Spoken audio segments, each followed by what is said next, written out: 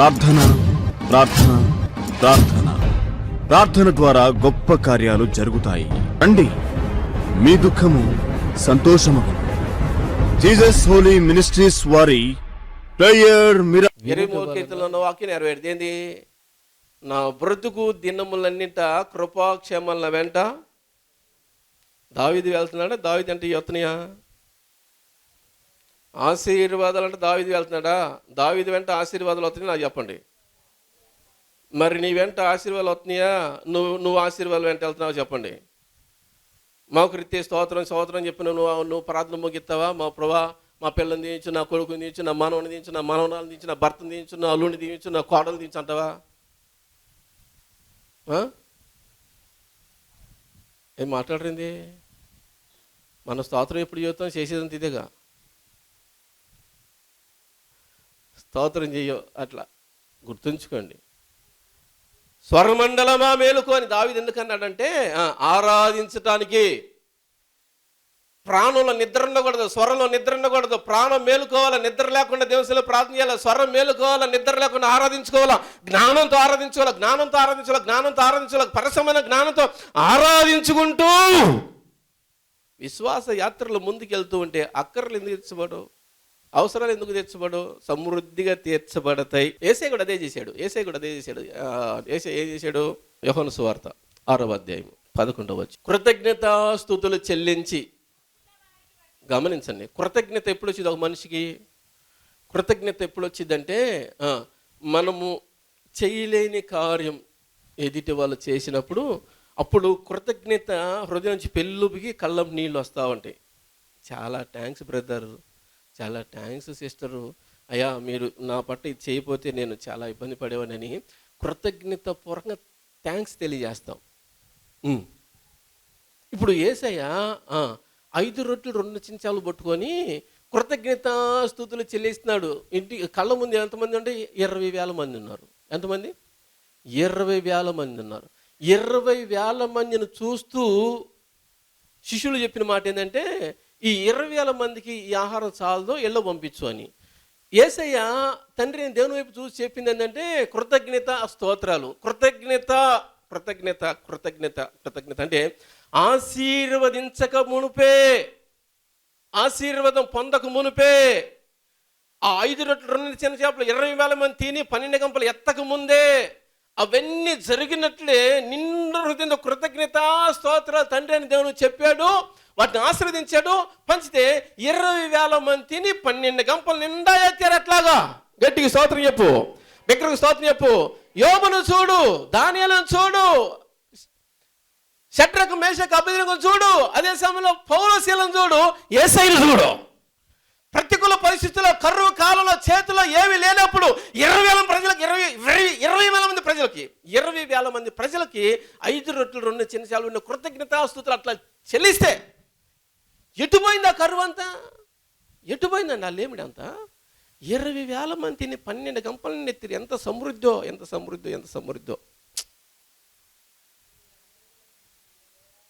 బైబిల్లో ఉన్న భక్తులకి మనకు అదే తేడా.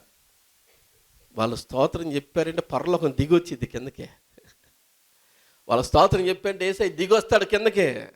వాళ్ళ స్తోత్రం చెప్పారంటే వాళ్ళకి అక్కర్లన్నీ తీర్చబడ్డాయి.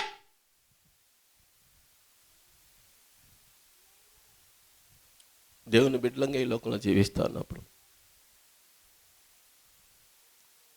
2026వ సంవత్సరంలో మీరు గనక ఈ విధంగా కనుక ఉంటే 2027వ సంవత్సరంలో నీ ఆశలన్నీ తీర్చబడి తృప్తిగా ప్రశాంతంగా జీవించే భాగ్యం నీకు దొరుకుతుంది. ఆదికాండం 24:1 ఎప్పుడు మర్చిపోమాకండి. ఆదికాండం 24వ అధ్యాయం మొదట వచ్చిన చదవండి ఒకసారి. ఆదికాండం 24వ అధ్యాయం మొదట వచ్చిన. అబ్రహాము బహుకాలము గడిచిన వృద్ధుడై ఉండెను, అన్ని విషయములలోనూ దేవుడని యెహోవా అబ్రహామును ఆశీర్వదించెను. మర్చిపోమాకండి ఆ మాట, ఎప్పుడు మర్చిపోమాకండి. బహుకాలంలో గడిచిన వృద్ధుడే ఉన్నాడు అబ్రహాము. దేవుడిని యెహోవా అన్ని విషయములలో ఆశీర్వదించాయంట. అన్ని విషయాలలో. అబ్రహాం ఇంకేమైనా కావాలా అంటే ఇంకేం వద్దయ్యా అంటాడు. చెప్పు ఏదో ఒకటి అన్నాను అనుకో, పరలోకం తీసుకు అక్కడ ఉంటాను నేను అంటాడు. గట్టి స్తోత్రం చెప్పు, బెక్కరికి స్తోత్రం చెప్పు. ఇంక అంతకు మించి ఇంకేం లేదు. అబ్రహాం ఇంకా అవసరమే లేదు. ఇంకా అన్ని విషయాలలో ఆశీర్వదించబడ్డాడు. ఇంకేం కావాలా అబ్రహాం? ఇంకేం అవసరం లేదు. ఒకటి ఇంకేదన్నా ఉందంటే పరలోకంలో నీతో పాటు ఉండే భాగ్యం. ఇంక అంతకు మించి ఇంక నాకేం లేదు. నువ్వు తీసుకుంటే పరలోక రాజ్యం వస్తా ఇంకంతే అంటాడు. గట్టి స్తోత్రం చెప్పు. దేవుని బిడ్డలకి ఈ భూమండలం మీద ఉండగా ప్రతి అక్కర తెచ్చుకోవాలా, ప్రతి అవసరం తెచ్చుకోవాలా, నీకున్న ఆశలన్నీ తీర్చబడి అన్ని విషయాలలో నువ్వు ఆశీర్వదించబడి యేసయ్య వచ్చి నిన్ను కనుక పలకరించాడు అని చెప్పానంటే నువ్వు చెప్పాల్సిన ఒకటే, ప్రభా నాకు ఇంకేం ఆశలు లేవు, నా ఆశలను తీర్చావు. ఒకే ఒక ఆశ ఏంటంటే పరలోకంలో నీతో కూడా ఉండాలని. ఇంకంతకు మించి ఇంకేం లేదని చెప్పాలా. గట్టి స్తోత్రం చెప్పు, దగ్గర స్తోత్రం చెప్పు. ఈ జీవితం యేసయ్య నీకు ఇవ్వాలని కోరుకుంటూ నీతో మాట్లాడాడు. ఈ జీవితం నీకు కావాలి, ఈ జీవితం నీకు కావాలి, ఈ జీవితం నాకు కావాలి, ఈ జీవితం మనందరికీ కావాలి.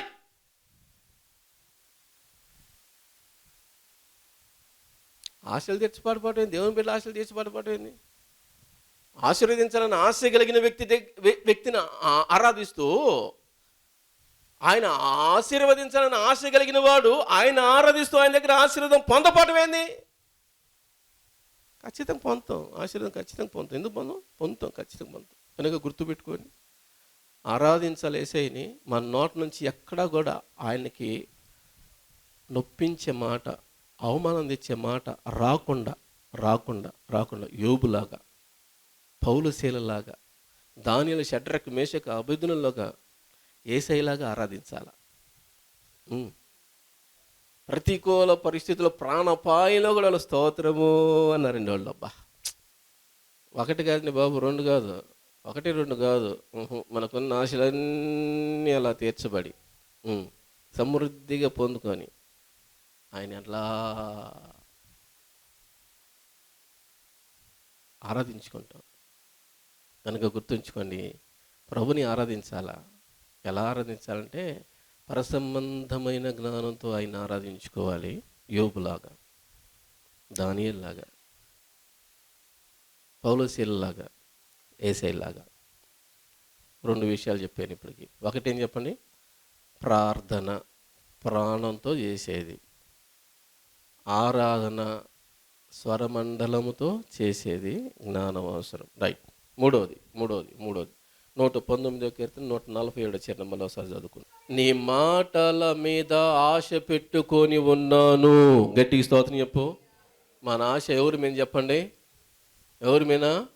యేసయ్య మాట మీద, ఆయన వాక్యం మీద, ఆయన వాక్యం మీద, ఆయన వాక్యం మీద, ఆయన వాక్యం మీద మనకు ఆశ ఉండాలి. ఈరోజు ఈ ఆదివారం దేవుడు నాతో ఏం మాట్లాడతాడో, ఈ సువార్త కూడికలో దేవుడు నాతో ఏం మాట్లాడతాడో, ఈ విజ్ఞాపన కూటంలో దేవుడు నాతో ఏం మాట్లాడతాడో, ఈ ఉపవాస ప్రార్థనలో దేవుడు నాతో ఏం మాట్లాడతాడో, ఆయన మాట్లాడిన ప్రతి మాట నా జీవితంలో అన్వయించుకొని నేను వాక్యానుసారంగా జీవించాలన్న ఆశతోటి నువ్వు గనక వాక్యం వింటే నీకు వాక్య క్రమం అర్థమైంది. గట్టికి స్తోత్రం చెప్పు, దగ్గరకు స్తోత్రం చెప్పు. వాక్య క్రమం లేకుండా చేసే ప్రార్థన దేవుడు ఆలకించడు. వాక్య క్రమం లేకుండా చేసే ఆరాధన దేవుడు అంగీకరించడు. వాక్య క్రమంతో మనం చేసే ప్రార్థన, వాక్య క్రమంతో మనం చేసే ఆరాధన పరలోక రాజ్యం వెళుతుంది, భూలోకలు భూకంపాన్ని తీసుకుని వస్తుంది. చెప్పు, గట్టి స్తోత్రం చెప్పు. పౌలుశీలలో చెరసాలలో భూకంపం వచ్చింది. దానియేలు సింహాలు బోన్లో ఉంటే సింహాలు నోళ్ళు మూసాయి. అగ్నిగుండం ఆహ్లాదకరంగా మార్చబడింది. యోబు రెండంతలుగా ఆశీర్వదించబడ్డాడు. కారణం ఏంటంటే వాక్యానుసారమైన జీవితం, వాక్యాన్ని అనుసరించి జీవించారు. అందుకే మనము ఎట్లా ఉండాలి అంటే చెప్పండి, వాక్యం మీద ఆశ పెట్టుకొని ఈరోజు దేవుడు నాతో ఏం మాట్లాడతాడో దాని ప్రకారంగా నేను జీవించాలి. దాని ప్రకారంగా నేను జీవించినప్పుడు నా ఆశలన్నీ తీర్చబడతాయని ఆశతోటి దేవుని మందిరానికి రావాలి. ఆయన మందిర ఆవరణలు చూడాలని ఆశ కలిగి ఉండాలి. చూడండి, కీర్తన అదే రాయబడింది. 84వ కీర్తన 1-2 చరణాలు. 84వ కీర్తన 1-2 చరణాలు. సైన్యములకు అధిపతియగు యెహోవా నీ నివాసములు ఎంత రమ్యములు, యెహోవా మందిర ఆవరణములు చూడవలనని నా ప్రాణం ఎంతో ఆశపడుచున్నది, అది సొమ్మసిల్లుచున్నది. అబ్బా, ఎంత చక్కటి మాట అండి. యెహోవా నీ మందిర ఆవరణలు ఎంత రమ్యంగా ఉన్నవి. నీ మందిర ఆవరణ చూడాలని నా ప్రాణం ఏమవుతుంది, ఎంతో ఆశపడేది సొమ్మసిల్లుచున్నది అని. ఎందుకు రావాలనుకున్నా అంటే ఆశతోటి ఆయన వాక్యం వినాలని, ఆయన వాక్యం విని ఆ వాక్యంలో ఉన్న క్రమాన్ని జీవితంలో అన్వయించుకొని బ్రతకాలని కోరుకుంటా ఉన్నాడు. దేవుని బిడ్డలంగా ఈ లోకంలో జీవించేటప్పుడు ఇలాంటి వాళ్ళు ఆరాధనకు ఆగుతారా? ఇలాంటి వాళ్ళు ఆరాధనకు ఆగుతారా? మాట్లాడండి. ఆరాధనలకు ఆగుతారా? ప్రత్యేకమైన కూడికలు జరిగితే ఆగుతారా? సువార్త కూడికలు జరిగితే ఆగుతారా అంటే దేనికి ఆగరు. ఎందుకంటే మందిర ఆవరణ రమ్యంగా ఉన్నాయి. మనకు అన్నీ రమ్యంగా ఉంటాయి, మందిరం మాత్రం రమ్యంగా ఉండదు. మన ఇల్లు రమ్యంగా ఉంటుంది, భర్త రమ్యంగా ఉంటాడు, భార్య రమ్యంగా ఉంటుంది, పిల్లలు రమ్యంగా ఉంటారు, డబ్బు రమ్యంగా ఉంటుంది, వాహనం రమ్యంగా ఉంటుంది, వాహనాలు అన్నీ రమ్యంగా మనకు కనపడతాయి. అంటే అందంగా కనపడతాయి కానీ దేవుని మందిరం మాత్రం మన హృదయానికి అందంగా కనపడదు. దావీదు అంటాడు, నీ మందిర ఆవరణలు ఎంత రమ్యంగా ఉన్నవి, అవి ఎంత అందంగా ఉన్నాయి, వాటి చూడాలని నా ప్రాణం సొమ్మసిల్లుతూ ఉన్నది నాయన అని దేవునితో మాట్లాడుతూ ఉన్నాడు. దేవుని బిడ్డలంగా ఈ లోకంలో జీవిస్తున్నప్పుడు దేవుని మందిరాన్ని అంతగా ప్రేమించేవారమై ఉండాలండి. దేవుని అంతగా ప్రేమించేవారమై ఉండాలి. దేవుని ప్రేమించేవారైతే దేవుని మందిరాన్ని ప్రేమించేవారు. దేవుని మందిరాన్ని ప్రేమించేవారైతే దేవుని మందిరంలో ఎప్పుడు ఏ కొడుకు చేయడం అక్కడికి వచ్చి ఆయన మాటలు ఆశతోటి విన్నది జీవితం కనిపించుకొని నడుస్తూ ఉంటే నువ్వు దేవుని కళ్ళకి అందంగా ఉంటావు. దేవుని కళ్ళకి ఎట్లా ఉంటావు చెప్పండి?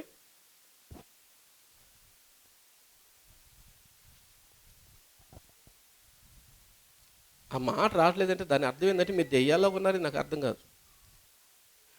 దేవుడి కళ్ళకి అందంగా ఉంటారన్నప్పుడు ఏమన్నా అలా ఎట్లా ఉంటారంటే దేవుడి కళ్ళకి అందంగా ఉంటారని చెప్పాలా.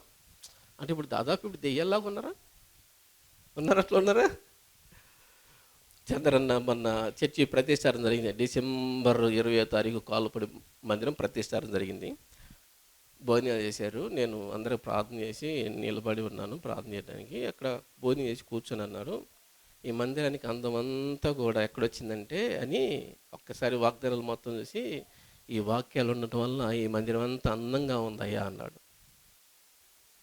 గట్టికి స్తోత్రం చెప్పు, బెగ్గరికి స్తోత్రం చెప్పు, 2 స్తోత్రం చెప్పు. నీ హృదయంలో వాక్యం ఉండి ఆ వాక్యంలో నువ్వు నడుస్తూ అనుకో, నువ్వు అందంగా ఉంటావు. నీ మాట అందంగా ఉంటుంది, నీ చూపు అందంగా ఉంటుంది, నీ నడక అందంగా ఉంటుంది, నీ పడక అందంగా ఉంటుంది, నీ ఆలోచన అందంగా ఉంటుంది. దేవుని కళ్ళకి నువ్వు అందంగా ఉంటావు, చూడ ముచ్చటగా ఉంటావు. వాక్యంలోనే మన అందమంతా ఉండేది. వాక్యానికి వెలుపులో వికారంగా ఉంటారు ప్రతి ఒక్కళ్ళు. వాక్యానికి వెలుపులో ఉన్న వాళ్ళు చూడండి, వికారంగా ఆడు తాగుపోతాడు రా, ఈడు తిరిగిపోతాడు రా, ఆ అబద్ధికుడు రా, ఆడ మోసగాడు రా, వీళ్ళు లంచగుంటిరా, ఆడ అబద్ధికుడు రా, ఆడు అసలు మంచోడు కాదమ్మా, వాడితో మనకు అనవసరం అంటారు. ప్రార్థనకి వెళ్ళి వాక్యానుసారంగా జీవిస్తున్నారు చూడండి, ఆ చెల్లె అసలు నెంబర్ 1. చెప్పు, గట్టిస్తావు చెప్పు. ఆ తమ్ముడా నెంబర్ 1. అసలు వాళ్ళు దేవుని పిల్లలంటే వాళ్ళండి, వాళ్ళ క్రమమైన జీవితం నేను చూశాను.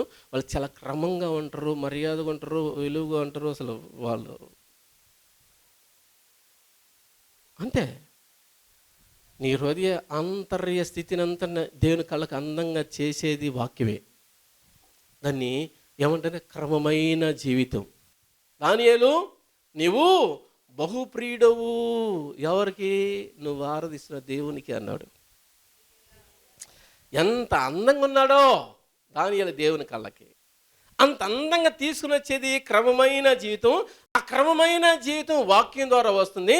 దావీదు అంటాడు, నీ మందిర ఆవరణ ఎంతో రమ్యంగా ఉంది, చూడాలని నా ప్రాణం సొమ్మసిల్లుతుంది. నేను వస్తూ ఉన్నా, ఎందుకు?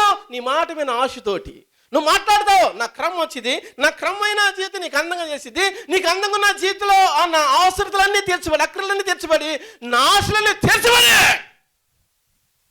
ఈ భూలోకంలో ఒక ధన్యకరమైన జీవితం నేను జీవిస్తాను.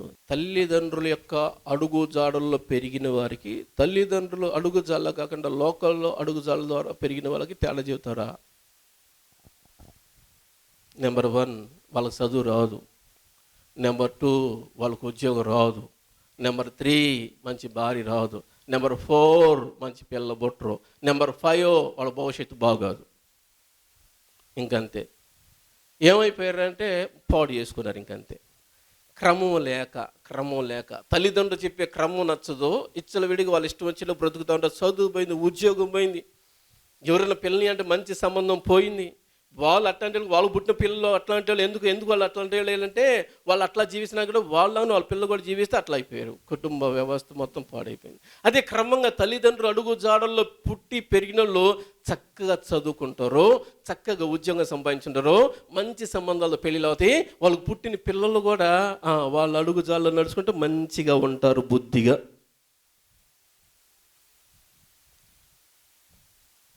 ఓ సేవకుడు నాతో చెప్పాడు, నువ్వు పెళ్లి చేసుకుంటే నీ కడుపున ప్రపంచాన్ని కదిలించే సేవకుడు పుడతాడన్నాడు. ఎవరు చెప్పారంటే పలానా సేవకుడు చెప్పాడు అన్నాడు.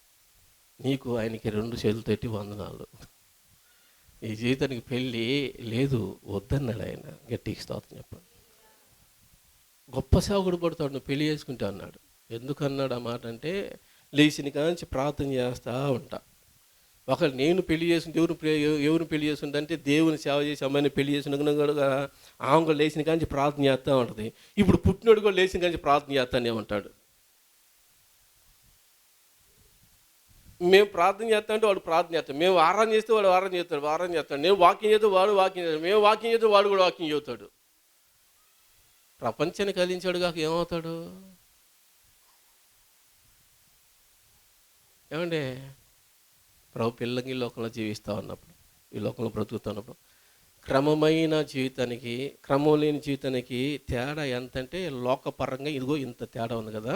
వాక్యంలోకి వచ్చినప్పుడు క్రమమైన జీవితం ఏం చేస్తుందంటే నీ ప్రజెంట్ జీవితం, భవిష్యత్తు జీవితం నూరంతలుగా భూ సంబంధంగా పరసంబంధంగా ఆశ్రయించబడి భూలోకంలో ఉంటే నీలాగా ఉండాలని కోరుకుంటారు. నిన్ను చూసిన వాళ్ళు అట్టుంటావు. నీ కుటుంబం అలా ఉంటుంది, నీ పిల్లలు అలా ఉంటారు, నీ కుటుంబ వ్యవస్థ అంతా అలాగుంటుంది.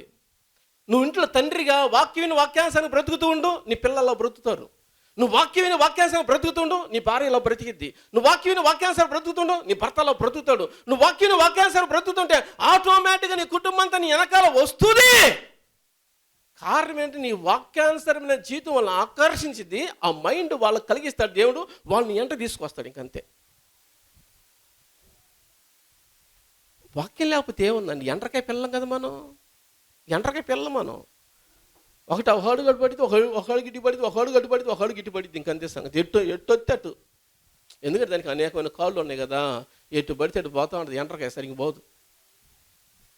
దేవుని బిడ్డలంగా ఈ లోకంలో జీవిస్తున్నప్పుడు వాక్యం మీద ఆశ పెట్టుకున్నాడు దైవజనుడు. ఎందుకంటే తన ప్రవర్తన అంతా కూడా చక్కగా ఉంటుంది, తన భార్య ప్రవర్తన అంతా చక్కగా ఉంటుంది, వాళ్ళ పిల్లల ప్రవర్తన అంతా చక్కగా ఉంటుంది, ఆ కుటుంబ వ్యవస్థే చక్కగా ఉంటుంది. ఆశ దేని మీద? వాక్యమేనా? జీవితాన్ని క్రమపరిచే వాక్యమేనా? జీవితాన్ని బాగు చేసే వాక్యమేనా? కుటుంబాన్ని బాగు చేసే వాక్యమేనా? పిల్లల జీవితాన్ని బాగు చేసే వాక్యమేనా? భార్య జీవితం బాగు చేసే వాక్యమేనా? భర్త జీవితం బాగు చేసే వాక్యమేనా? వాక్యం మీద ఆశ ఉంచుకొని దేవుని మందిరానికి వస్తూ ఉన్నాడు. కనుకనే వాళ్ళు ప్రపంచ పుటల్లో సువర్ణక్షరాలతో వాళ్ళ చరిత్రలు రాయబడ్డాయి. ఇంకంతే. దావీదు గురించి, దానియేలు గురించి, మోషే గురించి, ఏలియా గురించి, ఎలీషా గురించి. అబ్బా, భక్తులు ఎంతమంది లేరు బైబిల్లో? ఆది కాలం నుంచి ప్రకటన గ్రంథంలో ఎంతమంది లేరు? ఆఖరికి యేసయ్య అంటాడు, నా తండ్రి, అద్భుతమైన మాట. ఆ మాట చెప్పి వాక్యాన్ని ముగిస్తా. యోహాను రాసిన సువార్త 8:29 నన్ను పంపినవాడు నాకు తోడే ఉన్నాడు, ఆయనకి ఇష్టమైన కార్యములు, ఆయనకి ఇష్టమైన కార్యములు నేను ఎల్లప్పుడూ చేయుదును గనుక నన్ను పంపిన నా తండ్రి నాకు తోడై ఉన్నాడు. ఎందుకు తోడై ఉన్నాడంటే ఆయనకి ఇష్టమైన కార్యాలు నేను చేస్తున్నాను గనుక. గట్టిగా స్తోత్రం చెప్పు. ప్రార్థనలో మోకరించినప్పుడు తండ్రినే దేవుడు కుమారుడైన యేసుక్రీస్తు దగ్గరికి వచ్చి ఆయన ఏం చెప్పాలో, ఆయన ఏం చెయ్యాలో అవన్నీ చెబుతూ ఉంటే అవన్నీ యేసయ్య ఆయన చెప్పిన మాటల ప్రకారంగా జీవిస్తూ ఉంటే తండ్రి దేవుడు యేసయ్యకి తోడై ఉంటే నిందన జయించాడు, అవమానం జయించాడు, సరసలు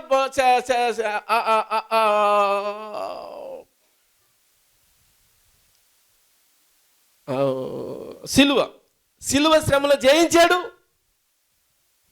దోషులను జయించాడు, అన్యాయ తీర్పును జయించాడు, చనిపోయారు, మరణాన్ని జయించి పునరుద్ధానం తిరిగి లేచాడు. గట్టిగా స్తోత్రం చెప్పు, విగ్రహం స్తోత్రం చెప్పు. ఒక మాట చెప్తా, ఒక్క మాట చెప్తాను నిన్ను, ఒక్క మాట చెప్తున్నాను నిన్ను.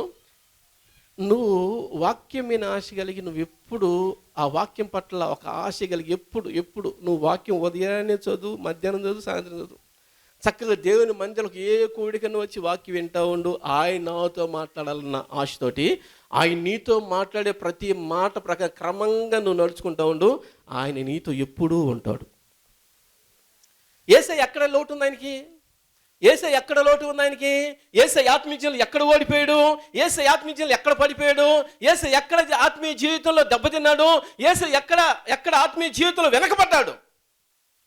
ఆయన ఆత్మీయ జీవితంలో నూరంతలుగా వర్ధిల్లాడు, భౌతిక ప్రపంచంలో నూరంతలుగా వర్ధిల్లాడు. ఆయనకి ఏ కొరత లేదు. కారణం ఏంటి తెలిసిన? తండ్రి అయిన దేవుడు యేసయ్యకి ఎప్పుడూ తోడుగా ఉన్నాడు. ఎందుకు తోడుగా ఉన్నా అంటే ఆయనకి ఇష్టమైన రీతిలో జీవిస్తూ ఉన్నాడు కనుక. నువ్వు యేసయ్యకి ఇష్టమైన రీతిలో జీవిస్తూ ఉంటే, యేసయ్య నీకు తోడుగా ఉంటే, అయ్యో అయ్యో అయ్యో అయ్యో అయ్యో అయ్యో ₹1,00,000 బాగా తీసే అయ్యో అయ్యో అయ్యో చెప్పిన ఆ బాధ ఉండదు. అన్నాలోకి వచ్చి బ్రో పిల్లలు ఎరుగులు ఒక మగ పెట్టి ఆ బిడ్డని సేవకి ఇస్తారో బాధ ఉండదు. వరసలో కొంతమంది పిల్లలు యేసులో పుట్టింది కాక. గట్టికి స్తోత్రం చెప్పు. నువ్వు వద్దంటే తప్ప ఇంకా ఆగుతానే వస్తానే ఉంటారు వాళ్ళు బయటికి. గట్టికి స్తోత్రం చెప్పు. దేవుని బిడ్డలంగా ఈ లోకంలో జీవిస్తున్నప్పుడు గుర్తుంచుకోండి, నీకు లోటు ఉండదు. యేసయ్యకి లోటు లేదు, యేసయ్యకి లోటు లేదు, యేసయ్యకి లోటు లేదు. ఆయనకి సమృద్ధి.